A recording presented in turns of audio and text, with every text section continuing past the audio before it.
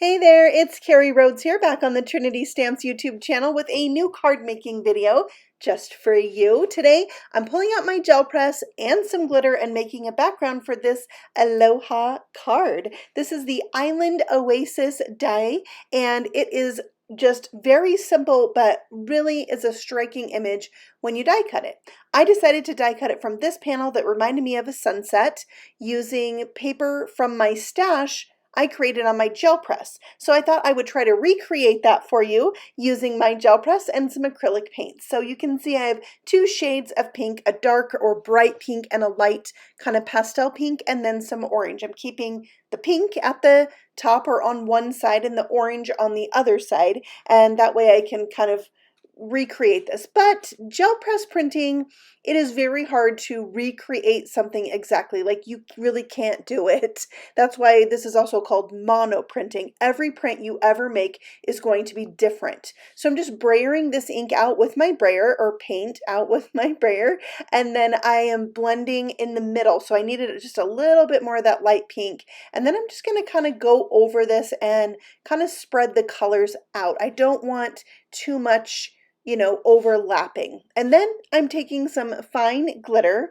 and just dusting that right on there, and then brayering again. Again, it's going to mix the colors up just a little bit, and I'm okay with that. So then I'll bring in a half sheet of cardstock. So it's 5x7 gel press, and this paper is 5.5 by 8.5.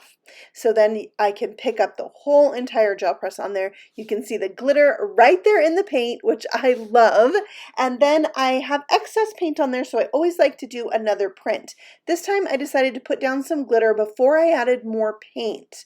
So this time I'm going to put down some white paint. The paint that's left on my gel press is completely dried, so I'm using this white paint to re-moisten it so I can be able to pick it up. It takes a little bit of time for that paint to get wet again, and so when you put your paper on this, you're going to want to let it set for like 5 minutes. When you come back and check it, you're going to just feel the paper. If it still feels wet to the touch, don't peel it off. It could separate the paper. So now you can see the glitter is showing up great right here, and I love this second print so much. But I've got two different looks there, and very similar to the print I'm using on today's card. So let's see what my print looks like now that I have die cut out the Island Oasis die. You can save those negative pieces from this die cut and use those to create another different scene. So that's really cool too. Next, I'm going to cover the back of this panel with some foam squares and pop it onto my A2 sized card panel, which I did from this really golden yellow color.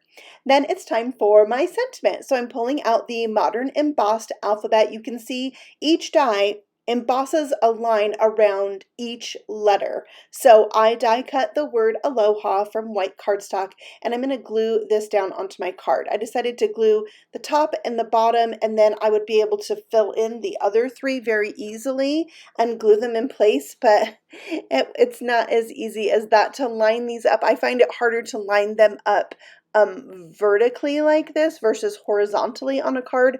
So when you have those kind of troubles, a T-square ruler is very helpful. So then I can just line it up with the top A and have my bottom A hit the ruler in the same place, and then use that to line up my other letters. So 3 of my letters are on the popped up section of my card front, and then the other 2, the L and the O, are right on that yellow panel. So some are raised up and some are lowered, and I think that's really cool. So I have some confetti here that I'm adding to my card, this like really nice golden color that I felt really played into the sunset feel of the card, and so that will be the embellishment for this card, and I think it looks so good.